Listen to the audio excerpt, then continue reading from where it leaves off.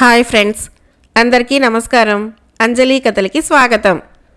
విజయచంద్రిక జానపద కథ 5వ భాగము మరియు చివరి భాగం కథ విందాం. ఆ నగరానికి 10 ఆమడల దూరంలో ఒక బ్రాహ్మణ అగ్రహారం ఉన్నది. ఆ గ్రామంలో నిరుపేద దంపతులు ఉంటున్నారు. మహారాణి దండోరా వేయించిన ప్రకటన విన్నావా?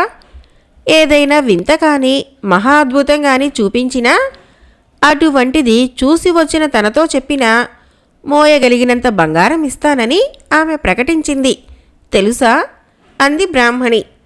ఆ బ్రాహ్మణుడు భిక్షమెత్తుకొని పెళ్ళాం పిల్లల్ని పోషించుకుంటున్న కటిక దరిద్రుడు. అతడు భార్య మాటలకి నవ్వి, విన్నాను. అయితే నన్నేం చేయమంటావిప్పుడు? మహారాణికి వింతలు చూపించమంటావా లేక అద్భుతాలు చేయమంటావా అన్నాడు. అది కాదయ్యా, నువ్వు యాచకానికి 4 దిక్కులా వెళుతూ ఉంటావు కదా, నీకు ఎక్కడా వింతలు అద్భుతాలు కనిపించవా? అటువంటిది ఏదైనా కనిపిస్తే తిన్నగా వెళ్ళి మహారాణికి మనవి చెయ్యి, దాంతో మన దరిద్రం తీరిపోతుంది అన్నది బ్రాహ్మిణి. చాలే, నోరు మూసుకో, మన వెధవ బ్రతుక్కి అటువంటి అదృష్టం కూడానా? అదేం వీల్లేదు. నువ్వు అంతఃపురానికి వెళ్ళవలసిందే, మోయగలిగినంత బంగారం తేవలసిందే. లేకపోతే ఎన్నాళ్ళు ఇలా అర్ధాకలితో చావమంటావు? ఇదెక్కడ కర్మే నాకు? వింతలు అద్భుతాలు చూపించమంటే మాటలు అనుకున్నావా? నాకేం తెలీదు. నువ్వు రోజు జపతపాలు చేస్తావు, దేవి ఉపాసన చేస్తావు. ఆ తల్లి కరుణించి ఏదైనా మార్గం చూపించకపోదు అంటూ ఆ బ్రాహ్మణుడి భార్య ఒకటే గోల చేయటం ప్రారంభించింది. అయితే నన్ను ఇప్పుడేం చేయమంటావో చెప్పు అని అడిగాడు ఆ బ్రాహ్మణుడు తల బాదుకుంటూ. భర్త ఒప్పుకున్నందుకు ఆ అమాయకపు ఇల్లాలు ఎంతో సంతోషిస్తూ, మరేం లేదు, నువ్వు తిన్నగా కోటకు బయలుదేరి వెళ్ళు. మార్గ మధ్యమంలో అనేక వింతలు అద్భుతాలు జరగవచ్చు. అలాంటివి జరగాలని ఆ పరమేశ్వరిని తలుచుకుంటూ వెళ్ళవయ్యా, అవే జరుగుతాయి అంది. కర్మరా భగవంతుడా అనుకుంటూ బ్రాహ్మణుడు కోటకు బయలుదేరాడు.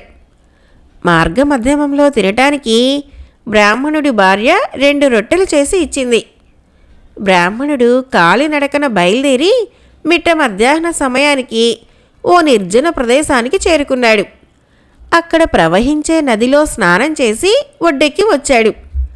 అక్కడ కళ్ళు మూసుకొని ధ్యాన నిష్ఠలో కూర్చున్నాడు. కొంతసేపు దేవి ఉపాసన కానిచ్చి కళ్ళు తెరిచాడు. రొట్టెలు తిందామని మూట విప్పాడు. అదే సమయంలో 2 ముదుసలి దంపతులు అక్కడికి నడవలేక నడుస్తూ వచ్చారు. బాబు, 2 రోజుల నుంచి భోజనం లేక పస్తులు ఉంటున్నాము. నడిచి చాలా అలసిపోయాము. తినటానికి ఏమైనా ఉంటే కొంచెం పెట్టు నాయనా అన్నారు వాళ్ళు. బ్రాహ్మణుడు వాళ్ళ ముఖం వంక చూసి ఎంతో జాలిపడ్డాడు. చేతిలో ఉన్న 2 రొట్టెలు వారికి చెరొకటి ఇచ్చేసి చేతులు దులుపుకున్నాడు. ఆ ముసలివాడు, అయ్యో పాపం, నీకు లేకుండా ఇచ్చేసామేం నాయనా, నీకు ఆకలి వేయదు అని అడిగాడు. పస్తులుండటం నాకు అలవాటేలేండి. పాపం, మీరు వయోవృద్ధులు, అందున 2 రోజుల నుంచి ఏమీ తినకుండా ప్రయాణం చేసి వస్తున్నారాయే. నా గురించి ఆలోచించకండి. సాయంత్రానికల్లా నేను నగరానికి చేరుకుంటాను. ఏ గృహస్థు ఇంటికి వెళ్ళినా అతిథి మర్యాద చేయకపోడు అన్నాడు బ్రాహ్మణుడు. ఆ ముసలి దంపతులు ఆవురావురమంటూ రొట్టెలు తినేసి, నువ్వు 100 ఏళ్ళు చల్లగా వర్ధిల్లు నాయనా, ఏ పని మీద వెళ్తున్నావో ఆ పని నిర్విఘ్నంగా నెరవేరుతుంది, నీ ఆశ ఫలిస్తుంది అంటూ ఆశీర్వదించి తమ దాన తాము వెళ్ళిపోయారు. బ్రాహ్మణుడు నదిలోని నీళ్లు కడుపు నిండా పట్టించి ఎండ చల్లబడే వరకు చెట్టు నీడన విశ్రమించాడు. ఆ తర్వాత లేచి నెమ్మదిగా నగర దిక్కుగా ప్రయాణం సాగించాడు. చీకటి పడే వేళ అయ్యేసరికి అతడొక అరణ్య ప్రాంతానికి చేరుకున్నాడు. ఆ అరణ్య ప్రాంతం నుంచి బ్రాహ్మణుడి పాదాలు ముందుకి కదల్లేదు. ఎండగా ఉందని చెట్టు నీడన నిద్రపోకుండా ఉంటే ఈ పాటికి నగరం చేరుకుని ఉండేవాణ్ణి. 2-3 గంటలు ప్రయాణం చేస్తే కానీ నగరం చేరుకోలేను. ఈ అరణ్యం గుండా చీకట్లో ప్రయాణం చేస్తే పురుగు పుట్ర కరవచ్చు, లేదా ఏ క్రూర జంతువో ఎత్తుకుపోవచ్చు. అందుచేత తెల్లవారే వరకు ఏదైనా చెట్టు మీద పడుకొని తెల్లవారిన తర్వాత తిరిగి ఇంటికి పోతాను. ఉదయం నుంచి సాయంత్రం వరకు ప్రయాణం చేసిన ఏ ఒక్క వింత కానీ అద్భుతం కానీ కనిపించకపోయే. ఇక మహారాణికి ఏం వినిపించను, ఏం చూపించను? నా బొంద, మా ఆవిడికి ఏదో సమాధానం చెప్పేస్తాను.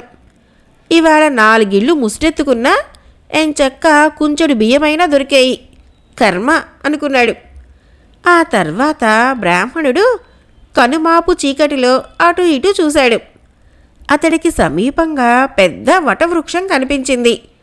అది శాఖోపశాఖలుగా విస్తరిల్లి పెద్ద బ్రహ్మరాక్షసి జడలు విరబోసుకున్నట్లుగా ఉంది. బ్రాహ్మణుడు వెనక ముందు ఆలోచించకుండా నెమ్మదిగా చెట్టెక్కి వెడల్పాటి కొమ్మను చూసుకొని దానిమీద మేను వాల్చాడు. రాత్రి మొదటి జాము దాటుతున్నదనగా చెట్టు క్రింద ఏదో అలికిడి కాగా బ్రాహ్మణుడు కళ్ళు తెరిచి క్రిందకు చూశాడు.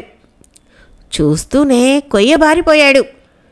అతడు చూస్తుండగానే నలుదిశల నుంచి 4 బ్రహ్మాండమైన పాములు ఆ ప్రదేశానికి వచ్చాయి. అలా వచ్చిన పాములు క్షణంలో మనుషులుగా మారిపోయారు. ఆ తర్వాత వాళ్ళు ఆ ప్రదేశం యావత్తూ క్షణాల మీద శుభ్రం చేశారు. నీళ్లు చల్లి ముగ్గులు పెట్టారు. వాళ్ళు తలుచుకోగానే పెద్ద ఆసనం ఒకటి చెట్టు కింద ప్రత్యక్షమైంది. వాళ్ళు రకరకాల పళ్ళు, ఫలహారాలు, పాలు తెచ్చి ఆ ప్రదేశంలో అక్కడ ఉంచి అంతర్ధానమయ్యారు. అది చూస్తూనే చెట్టు మీద కూర్చొని ఉన్న బ్రాహ్మణుడు భయంతో కొయ్యబారిపోయాడు. ఇంకేమి వింతలు విడ్డూరాలు జరగబోతాయోనని ప్రాణాలు ఉగ్గబట్టుకొని గుడ్లప్పగించి క్రిందకు చూస్తూ ఉండిపోయాడు. మరికొంతసేపు గడిచినాక బ్రాహ్మణుడు కూర్చున్న చెట్టుకు 4 దిశలా నుంచి భయంకరంగా బుసలు కొట్టే శబ్దాలు వినిపించసాగాయి. ఆ తర్వాత రకరకాల పాములు చరచరా ప్రాక్కుంటూ చెట్టు క్రింద ఉన్న ఆసనం ఎదురుగా వచ్చి వంతులు తీరి చుట్టుకొని కూర్చున్నాయి. కొన్ని వందలు వేలు ఉన్న పాముల్ని చూస్తూనే బ్రాహ్మణుడికి గొంతు తడారిపోయింది. అంతలో మరొక పెద్ద పాము బుసలు కొట్టుకుంటూ వచ్చి ఆసనం మీద కూర్చుంది. కూర్చుంటూనే పాము కాస్త మనిషి ఆకారంలోకి మారిపోయింది. ఆ దివ్య పురుషుడి నెత్తిమీద కిరీటము, శరీరం నిండా విలువైన ఆభరణాలు ఉన్నాయి. బహుశా అతడు నాగరాజై ఉంటాడు అనుకున్నాడు బ్రాహ్మణుడు.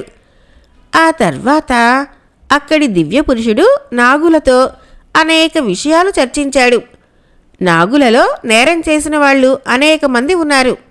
వాళ్లకు ఆ దివ్య పురుషుడు ఎన్నో శిక్షలు విధించాడు. అర్ధరాత్రి దాటే వరకు అక్కడ నాగుల సభ జరిగింది. ఈ రోజుకు సభ చాలిస్తున్నాను. మిగిలిన విషయాలు తిరిగి రేపు రాత్రికి చర్చించుకుందాము అన్నాడు ఆ దివ్య పురుషుడు. తర్వాత నాగుపాములన్నీ కలిసి విందు ఆరగించాయి. అటు పిమ్మట ఎక్కడి పాములక్కడే చరచరా ప్రాక్కుంటూ తలా ఒక దిక్కు వెళ్ళిపోయాయి. అవి వెళ్ళిపోగానే దివ్య పురుషుడు కూడా అంతర్ధానమైపోయాడు. అతనితో బాటే ఉన్నతాసనం కూడా మటుమాయమైంది. తిరిగి అక్కడ మామూలు పరిస్థితి నెలకొంది. అప్పటికి కానీ చెట్టు మీద కూర్చున్న బ్రాహ్మణుడికి ప్రాణం కుదుటపడలేదు. అయినా సరే అతడు రాత్రంతా నిద్రపోకుండా శవజాగరణ చేస్తూ తెల్లవార్లు కాలక్షేపం చేశాడు. పూర్తిగా తెల్లవారిన తర్వాత ఆ ప్రదేశంలో ఎక్కడా పాములు లేవని నిర్ధారణ చేసుకున్న పిదప నెమ్మదిగా చెట్టు దిగి క్రిందకి వచ్చాడు. అటు పిమ్మట వెనుదిరిగి చూడకుండా ఉరుకులు పరుగులుగా నగరాభిముఖంగా బయలుదేరాడు. మీరు చెబుతున్నది యథార్థమేనా? యథార్థమే అయితే అంతకు మించిన మహాద్భుతం మరొకటి ఉండదు. అయితే మీరా మహాద్భుతాన్ని నాకు చూపించాలి. నేను ఆ వింతను కళ్ళారా చూసిన తర్వాతనే మీకు మోయగలిగినంత బంగారాన్ని ఇవ్వటం జరుగుతుంది. బ్రాహ్మణోత్తమా, మీరందుకు సిద్ధంగా ఉన్నారా అని అడిగింది విజయచంద్రిక. బ్రాహ్మణుడు చేతులు జోడించి, చూపించక తప్పదని మీరు ఆజ్ఞాపిస్తే అలాగే చూపిస్తాను. కానీ మీరా దృశ్యాన్ని చూడలేరు అన్నాడు. విజయచంద్రిక నవ్వి, బ్రాహ్మణులు మీరే చూడగలిగినప్పుడు క్షత్రియకాంతలు నేను చూడలేనా? మీరేం భయపడకండి. ఆ ప్రదేశానికి నన్ను తీసుకువెళ్ళండి అంది. ఆ సాయంత్రము బ్రాహ్మణుడు విజయచంద్రికను వెంటబెట్టుకొని అరణ్యంలోని వటవృక్షం చెంతకు తీసుకువచ్చాడు. ఇద్దరూ కలిసి చెట్టెక్కి గుబురు ఆకుల మధ్య నక్కి కూర్చున్నారు. రాత్రి మొదటి జాము గడిచింది. క్రితం రాత్రి బ్రాహ్మణుడు ఏ దృశ్యమైతే చూశాడో అదే దృశ్యాన్ని సంభ్రమాశ్చర్యాలతో విజయచంద్రిక చూసింది. అర్ధరాత్రి కావస్తుందనగా నాగుపాములన్నీ ఎక్కడివక్కడ వెళ్ళిపోయాయి. ఆ తర్వాత విజయచంద్రిక చెట్టు దిగి వచ్చింది. బిక్కుబిక్కుమంటూ బ్రాహ్మణుడు కూడా చెట్టు దిగి వచ్చాడు. ఆ మర్నాటి ఉదయాన్నే విజయచంద్రిక బ్రాహ్మణుడు మోయగలిగినంత బంగారాన్ని ఇచ్చి అతన్ని సాగనంపింది. ఆ మధ్యాహ్నము కొన్ని బళ్ల మీద సరుకులు వేసుకుని కొంతమంది భటుల్ని వెంటబెట్టుకొని అరణ్యంలోని వటవృక్షం దగ్గరికి వచ్చింది. తాను వచ్చేటప్పుడు చంద్రకళను తన వెంట తీసుకురావటం మాత్రం ఆమె మర్చిపోలేదు. అక్కడికి చేరుకున్న తర్వాత విజయచంద్రిక భటుల చేత ఆ ప్రదేశం యావత్తూ శుభ్రం చేయించింది. ఆ తర్వాత భటులతో, మీరిక వెళ్ళండి, ఎవరూ ఇక్కడ ఉండటానికి వీల్లేదు అంది. భటులు ఆమెకు నమస్కరించి బళ్ళు తోలుకుని వెళ్ళిపోయారు. విజయచంద్రిక చంద్రకళ వంక చూస్తూ, ఇక మనం చెట్టెక్కడం మంచిది, వారు వచ్చే వేళ అయింది అంది. రాత్రి మొదటి జాము గడిచిన తర్వాత పాములన్నీ బిలబిలామంటూ ఆ ప్రదేశాన్ని చేరుకున్నాయి. వాటి వెనకగా పెద్ద పాము వచ్చి ఆసనం మీద కూర్చున్నది. కూర్చున్న వెంటనే అది దివ్య పురుషుడిగా మారిపోయింది. ఇవాళ ఈ ప్రదేశమంతా వింతగా ఉందే, ఏదో కొత్త పరిమళం, కొత్త అందం వచ్చాయి. ఇక్కడి అలంకారాలు ఏర్పాట్లు మన వాళ్ళు చేసినవి కావు అన్నాడు దివ్య పురుషుడు. ఆ వెంటనే విజయచంద్రిక చంద్రకళతో పాటు చెట్టు దిగి వచ్చి ఆ దివ్య పురుషుడికి శిరస్సు వంచి నమస్కరించింది. ఈ ఏర్పాట్లన్నీ చేసింది మీరా తల్లి? ఎవరు మీరు? ఎందుకిలా చేశారు? నిర్భయంగా చెప్పండి. నేను నాగరాజుని. నా వల్ల మీకు కాదగ్గ సహాయం ఏదైనా ఉంటే చెప్పండి, తప్పక నెరవేరుస్తాను అన్నాడు నాగరాజు. నాగదేవత, మేము అభాగ్యులం. మా భర్త ఏదో చిన్న మాట పట్టింపుతో కోపగించుకొని మమ్మల్ని శాశ్వతంగా విడిచిపెట్టి వెళ్ళిపోయాడు. స్త్రీకి పతి తోడిదే లోకమన్న సంగతి మీకు తెలియంది కాదు. అందున ఒకరికి ఇద్దరం మనోవేదనతో కుమిలిపోతున్నాము. మీరు మమ్మల్ని అనుగ్రహించి మా పతిని మాకు ప్రసాదించండి. పతిదేవుని కంటే మించిన సంపద సతికేముంటుంది అంది విజయచంద్రిక. నాగరాజు విజయచంద్రిక వంక ఆశ్చర్యపోతూ చూసి, మీరు భూలోకవాసులు, మీ తగువులు పరిష్కరించడానికి దేశాన్ని ఏలే మహారాజు ఉండనే ఉంటాడు.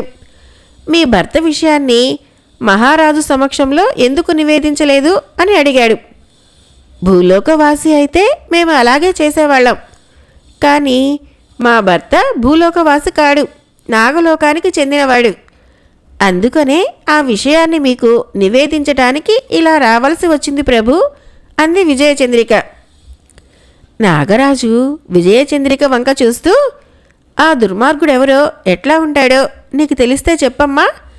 ఈ నాగుల్లో మీ పతిదేవుడెవరో గుర్తుపట్టగలవా అన్నాడు.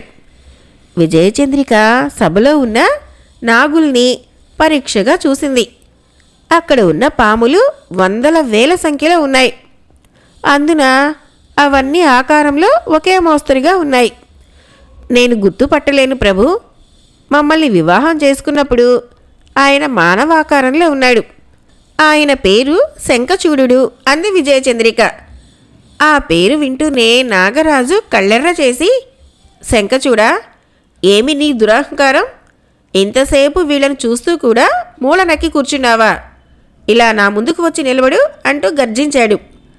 ఆ వెంటనే నల్లగా ఉన్న ఓ పాము చరచర పాక్కుంటూ నాగరాజు ముందుకొచ్చి ఆ తర్వాత మానవాకారాన్ని దాల్చింది. ఆ పురుషుణ్ణి చూస్తూనే విజయచంద్రిక ఆనందంతో, వీరే ప్రభు, మా పతిదేవులు అంది. ఏం శంఖచూడా, వీళ్ళు చెబుతున్నది నిజమేనా అన్నాడు నాగరాజు. శంఖచూడు జరిగిన వృత్తాంతం యావత్తూ చెప్పి, ప్రభు, నేనెంతో బ్రతిమిలాడాను. నా రహస్యం అడగవద్దని మొరపెట్టుకున్నాను. అయినా నా మాట వినలేదు. ఫలితం అనుభవించారు. దానికి నేనెలా బాధ్యుణ్ణి అన్నాడు. స్త్రీకి సహజ సిద్ధంగా వచ్చిన చపల బుద్ధితో వాళ్ళు అనుచితంగా ప్రవర్తించిన మాట నిజమే. కానీ వాళ్ళకి నీ మీద ప్రేమ లేదని చెప్పగలవా? ప్రేమ లేకపోతే వాళ్ళు ప్రాణాలకు తెగించి ఇన్ని ఏర్పాట్లు చేసి ఉండేవారు కాదు. ఎక్కడ ప్రేమ ఉంటుందో అక్కడ భగవంతుడు స్థిర నివాసం ఏర్పాటు చేసుకొని ఉంటాడు. కాబట్టి నువ్వు వీళ్ళకు అన్యాయం చేయకు. వీళ్లతో పాటే వెళ్ళి సుఖంగా జీవించు అన్నాడు నాగరాజు. చిత్తం ప్రభు, తమ ఆజ్ఞ శిరోధార్యం, అలాగే చేస్తాను అన్నాడు శంఖచూడుడు. తర్వాత పాములన్నీ ఎక్కడివక్కడికి వెళ్ళిపోయాయి. ఆ ప్రదేశంలో ముగ్గురే మిగిలిపోయారు. చూడలేమనుకున్న భర్త తిరిగి లభించగానే ఆ ఇద్దరూ ఆనంద బాష్పాలు రాలుస్తూ శంఖచూడుణ్ణి లతల్లా పెనవేసుకుపోయారు. శంఖచూడు వాళ్ళని రెండు చేతులతో పాటు పొదువు పుచ్చుకొని ఓదారుస్తూ, మీరు బాధపడకండి, ఇక నేను ఎక్కడికి వెళ్ళను, నా తొందరపాటుకు మన్నించండి అన్నాడు. ఆ తర్వాత వాళ్ళు రాజధానికి తిరిగి వచ్చారు. శంఖచూడు భార్యల్ని తీసుకొని మధురా నగరానికి వచ్చి తల్లిదండ్రులకు సంతోషం కలిగించాడు. విజయచంద్రిక భర్తను చెల్లెల్ని తీసుకొని విజయపురికి వెళ్ళింది. శంఖచూడు ఇద్దరు భార్యలతోనూ 3 రాజ్యాలను పరిపాలిస్తూ ఎంతో కాలం జీవించాడు. విజయచంద్రిక జానపద కథ సమాప్తం. ఫ్రెండ్స్, నా కథలు నచ్చినట్లయితే మన ఛానల్ని తప్పకుండా సబ్స్క్రైబ్ చేయండి, లైక్ చేయండి, షేర్ చేయండి, మంచి కామెంట్ చేయండి. Thank you.